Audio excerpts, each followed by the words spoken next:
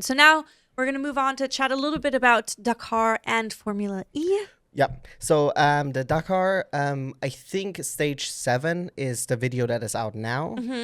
We haven't watched that yet. We watched everything else. And I will say, because we said it multiple times now, we didn't watch Dakar last year. I forgot how emotional it is. I forgot how heartbreaking it is. I remember seeing, like, especially in the first, like, when you see like stage 2, stage 3, and once again, this goes into less than 50% of the people make it all the way to the end, right?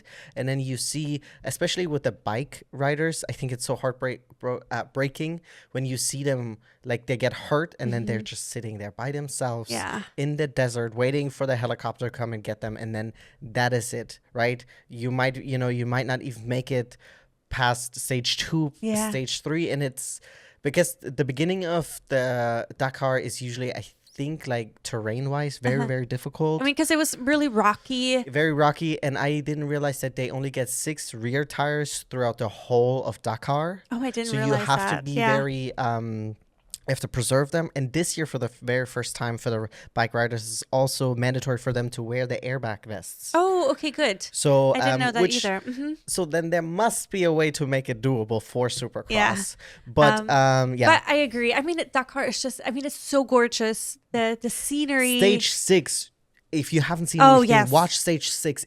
Insane. I mean, it's sand dunes. It's sandy. But it's a very sandy. How far? I mean, it's like it seems unreal because, like, here there's nothing like that, and then there's a place in the world where this. Like, I just imagine, like, being there and there's no one else there, and it's just you in the middle. Of the it looks like a movie. It kind of looks, you know. Yeah, but then there's also, like, these random people just sitting on top of a dune, and I'm like, and they're cheering on. Yeah, but I'm like, how did you get here? Like, where's the car? I mean, obviously, we only see a certain angle. It's probably parked down the dune, you know. But it's just so funny. But I mean, it's just, like you said, it's so emotional. It's like, because people are so invested, of course. There was also, they had this big marathon stage this time. Yes, which is 1,000 kilometers over 2 days. Yeah, I think so. Somewhere around that, where they have their first stage, then they're staying at, like, this middle spot in, like, tents only. That is, I think the marathon stage is just fucking cool, dude. Oh, I mean, yes, but also no. Yeah, it sounds insane. Continue how it works. Because they're also, they are only allowed to, they don't have, like, mechanics or anybody there. They have to maintain their vehicles themselves. The bike riders, they don't have any spare wheels. The whole 2 days of the marathon stage, they have to keep the wheels.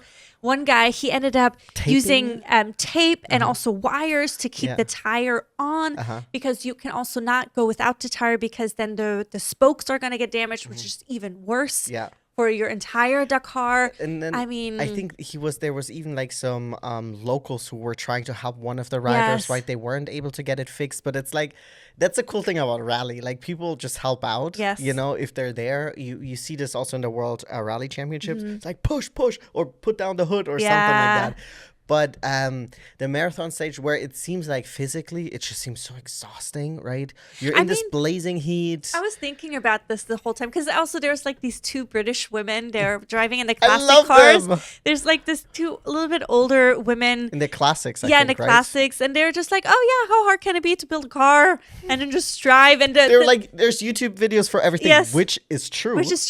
And then the co-driver, she's like, yeah, I don't know what half of these symbols mean. Like, go between the hairy rock or whatever it is. She's just describing. And I'm like, this is so cool. But then, because I'm like, also, like, I was, like, fantasizing. I'm like, oh, could we do Dakar? Yeah. Like, us together, I think we would do, like, a classic car, because it's the most accessible, I think, version of it, potentially. Yeah. And then you would obviously be driving. I'll be the co-driver. Only because I'm horrendous at directions. No, I mean, obviously. I am, I mean, I could probably, but I think it seems natural that I would be. Yes. Unless maybe knock on wood, I get injured and we have to switch places. Well, yes, but, like, I think that would be the way. But I'm like, also, like, so what is it that we would have to do to be able to do this? How much money would we need? What are the steps? How do you prepare for it? Let me get her credit card. Physically, like, it's just because I'm like, part of me is like, oh, this would be so cool. Look how beautiful it looks. But then we're watching 30, 40-minute highlight videos, and they're in the cars for, like, 4, 5, 6 hours. And I'm like, Well, you have like the fueling stations and all this stuff. Yeah. I Which you don't see, of you course, don't in see the a lot of highlight that stuff. videos. Yeah. Also, like I saw someone online. It's like, well, it's interesting that they don't have like drone shots, live broadcasting, all of that. It's like a lot of times they're just so remote that there's no signal. Yeah. And also the battery life of the drones, there unless they can create something that's maybe solar powered, right? But it is just like right now they're communicating via satellite with people that are in France, right? That where the main hub is, right? But I think because I would imagine that if we go to Dakar, it is more for the adventure and not for like winning. No, exactly. It would be like the goal would be to complete it, which is already a huge goal. Undertaking, yeah. But I mean, that would be cool. But I'm also like, wow, would I? In like a Porsche? Blah. I mean, come on. But I mean, yeah. So there's so many questions I would have, and I would love to talk to somebody about it. I would talk to those British women. It's like, what was the prep for this? Yes. You know, and because I do think you have to. Do you? I guess maybe it depends on the category that you are participating in. You have to do some rally beforehand. I think so, and you need it like the FIA international license and stuff like that. So there's obviously not everybody can just like show up, and there is some prep for it because obviously they don't want to throw people to the wolves. But I think the entry to it, the biggest hurdle is I think money above everything else. But either way, it's really awesome. Once again, check it out. NBC Motorsport does a really cool summary for all different categories. There's also the Dakar itself. They have for each stage, they have a film that is about an hour long. I did also wanted to point out that we had Yazid Al-Raji. He was the Cars winner last year together with his co-driver Timo Gottschalk, not to be confused with his cousin Thomas Gottschalk. This is a joke for all the Germans out there. Yes, thank you. He and both him and his co-driver or his pilot. Co-driver. They had an injury earlier in the prep for Dakar, and they weren't at 100%, and so they've had so many difficulties, and they were back. They were down now over 3 hours or something like that they decided to end their Dakar stint because they were like, before when it was possible that we might be able to win it or also win maybe potentially stages and stuff like that, it was worth the risk. But then he said, now that we're so far out of the contention, it is not worth the risk. And I get that because those accidents, like I've seen footage, I can't remember if it was stage 3 or stage 4. It was one of those big trucks and it was demolished. Oh, I remember, yes, because it came down and then the brakes wouldn't work and then they couldn't do like a sharp right hand turn and they just went down the mountain and it looked so scary. It was, I agree. I remember watching that. There was also I think it was on stage 3, there was like this one spot where multiple bike riders tumbled. Yes. And then I think 3 of them or 2 of them were able to continue the race. One of them, his race ended there. And it's just, I mean, you just see how invested they are because it's a once in a year situation. Several of these people have done it many times or will be doing it multiple times. But it's like you prepare for it all year long or maybe multiple years for this. And then your race is over because of a fucking rock. Yeah, dude. You know, or something stupid like that. Yeah, and with the bikes, it's even more dangerous because like if you fall off, like there's a high chance of injury. Yeah. Whereas in the car, you have the roll cage and all this stuff. Like obviously the car might be destroyed, but you might have less injuries besides maybe some whiplash or something like that. So it is... I mean, but on the other hand, it seems like such an adventure. Yeah. I think that, what is his name from Botswana? Branch. Branch. He's also like, in the marathon stage, you know, we're all here with like it just seems like such a unique group of people. Well, because there's only so few people who share this incredible experience. So there's like this automatic bond. Also, often on the tracks in the rally stages, people help each other if they can. I mean, not everybody does because and sometimes you're also required to. Yes, exactly. But then sometimes you don't have to because also you're competing. Yeah. So I get that, but there's still this sense of community. There was in stage 6, there was like this one thing where people got caught all the time. So multiple teams helped each other Mm-hmm. make it through that little tricky thing so they wouldn't all get stuck Yeah. in the deep sand there. Mm-hmm. Then there was also on the marathon stage, one of the classic cars had a fry maker in it, so he was making Yes, yes, fries yes. for everybody. Yeah, and the dude, marathon legend, stage, I legend. mean, like imagine you're there after like a long ass Bro, day, you get and some then fucking somebody fries? gets me some fucking fries, and those look like the thick cut Belgium fries. Bro. I was like steak hell cut fries? yes, Dude, and like, come on, dude. Like, a good fry, dude. And like, you're in the middle of nowhere, you look up, stars everywhere, and then Yeah. you're just munching on your goddamn fries. That's lit. I think the only thing better than that would have been a pizza. And a pizza oven is difficult. Yes, yes. But the fries are just good snackable, you know? Yes, exactly. So What a it's- legend to bring that. I mean, seriously, what a legend. But also, there was also there's this 81-year-old guy still competing. I mean, he's the one who competed in the 90s? yeah, he's with the Porsche? Yes, The yes, green yes. one? Yeah. So I mean, he's in a different car now. He's in a classic. Is it not green?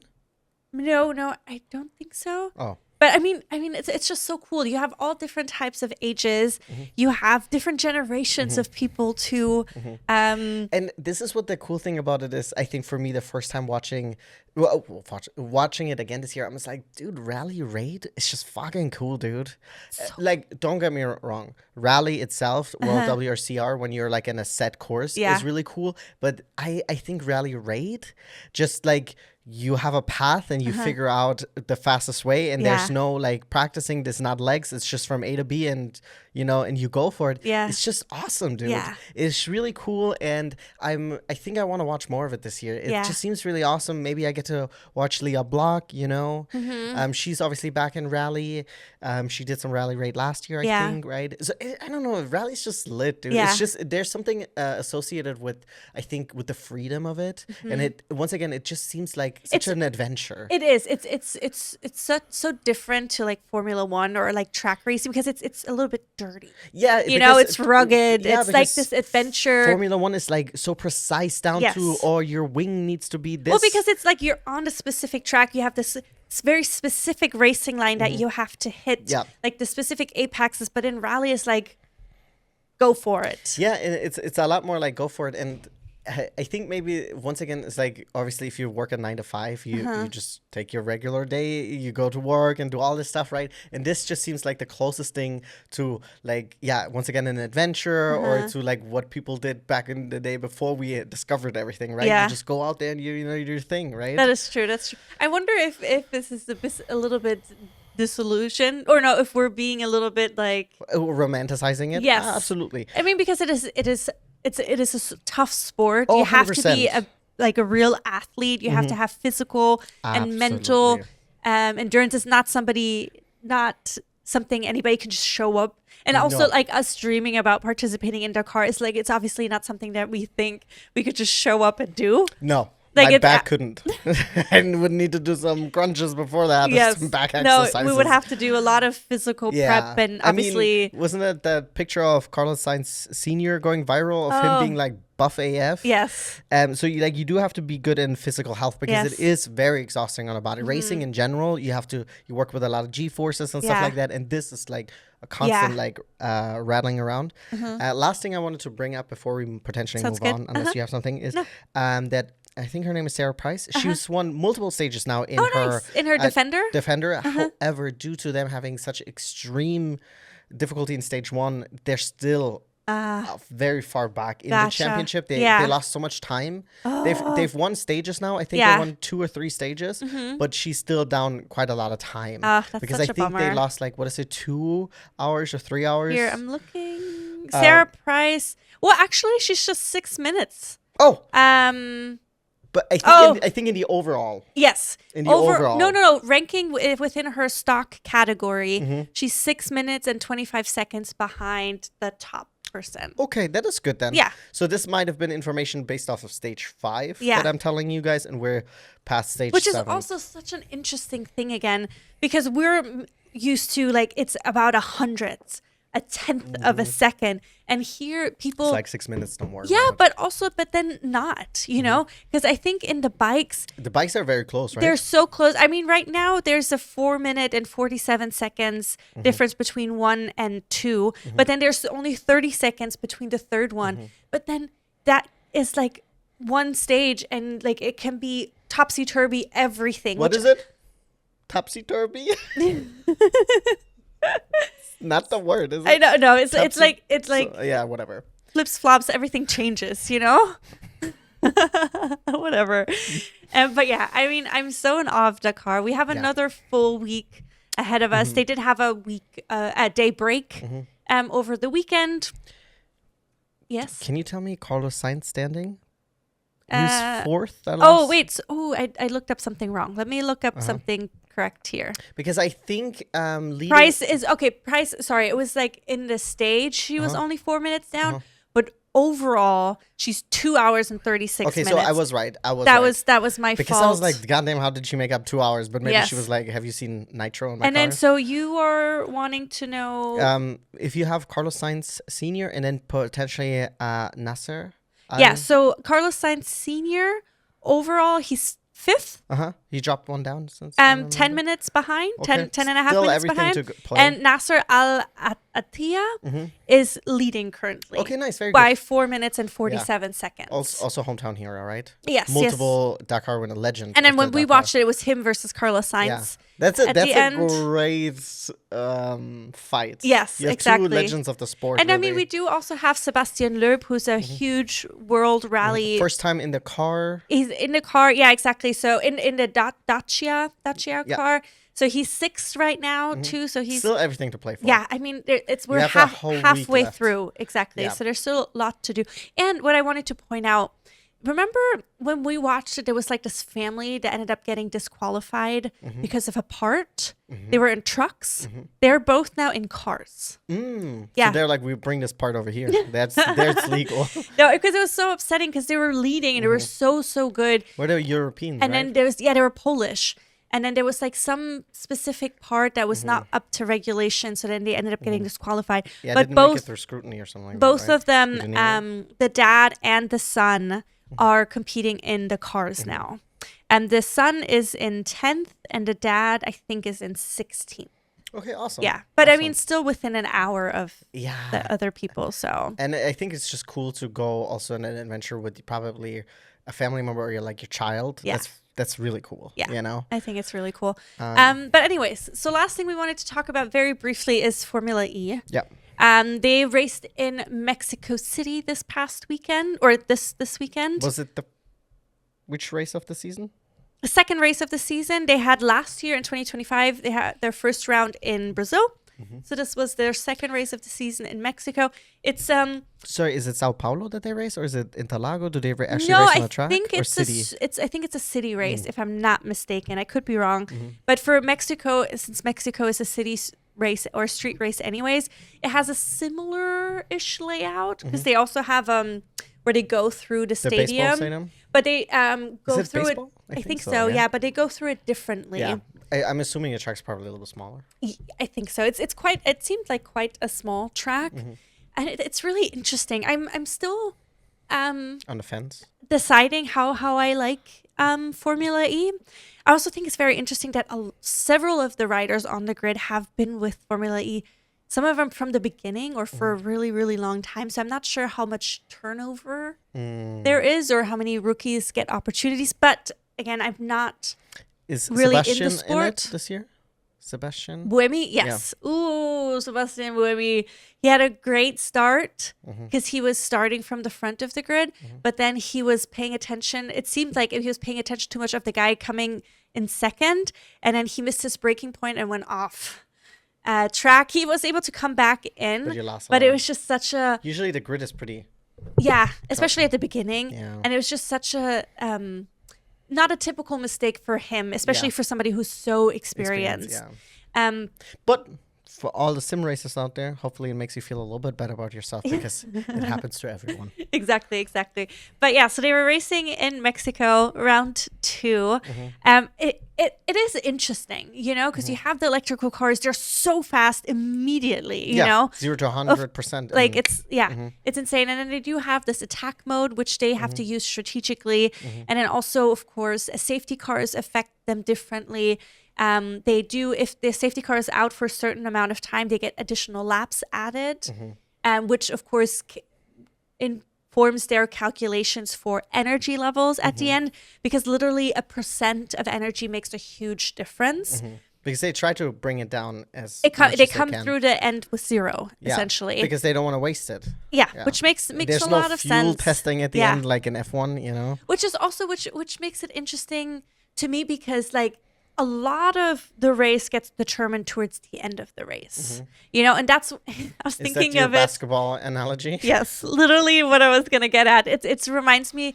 I mean, granted, I've only seen a handful of Formula E races so far, and I mean, there's still excitement on the track. We've seen lots of accidents on it happening and stuff like that. I would love to see more night races, just because they have that cool light when they also activate the attack mode. Don't they have like in Japan? They do have some, but a lot of them that I've seen pictures of are daytime races, and I think it would be like this cool like Tron-y vibe, if they would embrace the night races. I'm also thinking like make it different. Yeah, and it's like make it stand out a little bit more, because I do think that some people look down on Formula E. They're like, electric, blah blah blah, But but I think if you could make it more appealing, quote unquote, more cool, and then also just get your schedule and your broadcasting together. That is probably number one thing you need to get together. I mean, that was the thing again. I made the good thing was it was in Mexico. It was at 12 o'clock our time also. So I was home, so I could watch it, and I made sure I had it on Roku,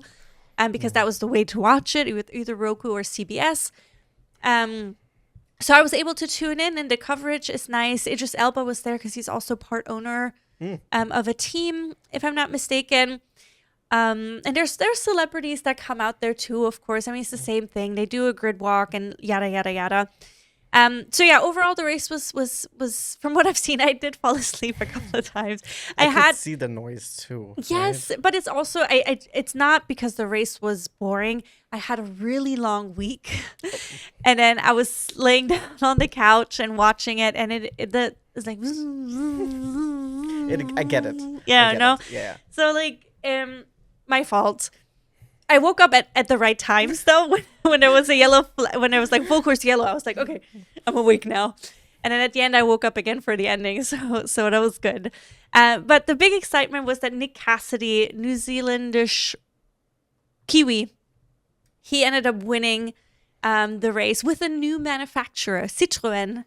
Is now part of Formula E. He ended French up winning. Revolution. He ended up winning for them. It's his second race with them. Their second race on the grid, if I'm not mistaken, and they took which their makes first sense. win. It's the second race of the season. Well, yes, but it's like because they're a brand new manufacturer, so big for them, of course, obviously. Then who came in second here? I had Eduardo Mortara. He's a Swiss driver. He ended up coming in second, and Oliver Rowland, who won last year's championship, came in third. So those were the top 3. I mean, it's early into the season. The next race that's coming up is in Miami on the 31st of this month, so you guys can tune into that. It's only one race that weekend, but then for the following round in Jeddah, we have 2 races in one weekend, which they sometimes do depending on the location. So yeah, like I said, I'm still getting into Formula E. But from what I got from the race, it was entertaining. It was good. I recommend tuning into it. From the little that I've seen, I feel like it's very much like elbows out. It is super elbows out. It is very aggressive, surprisingly. Yeah. I think the track seems very narrow. I think the street tracks that I've seen, it seems all very narrow. Well, because the cars look a little bit chunkier than the F1 cars. They're more like an arrow kind of shape. Yeah, or like a triangle, right? Yeah, exactly. Or like the tip of an arrow. That's what I meant, kind of shape. What is that? Triangle. But it's I haven't looked up a picture of a comparison to a Formula One car. If I do think would that they're guess, smaller. I would guess they're smaller, but it seems like they're a little bit wider at Yeah. points. I think what I would be interested to see or how it would work out, because obviously they're developing the cars, and I think once maybe the battery level gets to a place where you could race on like tracks, like long tracks like Spa or something, it would be interesting how the racing would be there, because obviously there you have a lot more room, whereas sometimes on those street tracks it's just very narrow and tight. Yeah, that's true. I mean, they did race for 50 minutes. Yeah. So it's not a full like F1 kind of race length, but I mean, I think. I'm just, and they, obviously they're like, we are coming from where they used to have to switch cars mid-race, right? Yeah. So like there's obviously development, and all of that development also affects the cars that we see on the streets, Yeah, right? literally, The which is so cool. Yeah. So it's really awesome, but I'm just excited to see where we're headed, Yes. right? Agreed. I mean, it's still newer-ish. This past weekend was their 150th race total. How many races per season do you know? Well, 7. this weekend, this season, we have 17 races. 17. Yeah. And how many? So it's been like 10 years. 10 years. Okay. 10 seasons. Ish. Yeah. Ish. Okay, yeah. Yeah, I mean, so this sport is still very, very young, right? If you think about it, F1 started in 50? I mean, it's So we're in the 76th year, 76th season. So there's so much growth that has happened. We had cars that had 6 tires at some point, you know? That's so true. I'm so glad we saw that. That was such a wild thing. My favorite thing. I mean, some of those cars were straight up uggos. Yes, and just like I mean, like people in the pit area wearing shorts. Yeah, or like they had the shirt up because it was hot. Yes. And then they're smoking, and you do the walk of shame back to the pits. I mean, it's developed. And then like we saw it in Long Beach when they had the classics, when they had like a metal bar, your head was in between. I'm like, yeah, they used to be metal coffins, right? Steel coffins, right? Things have changed. But yeah, I think that's all we have for this week. I mean, we talked a lot. We had a good amount of racing that we watched this weekend. I mean, things are slowly but surely kicking into gear. This week, we're going to have our first livery changes, livery announcements, team launches for F1. So we'll talk about that as well. If I switch my outfit, is that a livery change? If you wanted to call it that. Okay. All right, guys. Well, before he asks me more weird questions, we're going to leave it here, folks. We'll be back on Thursday with our What to Watch. And this time for realsies. There was just not that much this weekend. But now I have a couple of things to share with you guys, so you'll know what to watch for this upcoming weekend. And then have a wonderful week. Let us know your thoughts about all the races that we chatted about in the comments. We had a couple questions for you. Please let us know your answers. Answer them, please. And then we will see you again here soon. Bye-bye. Bye.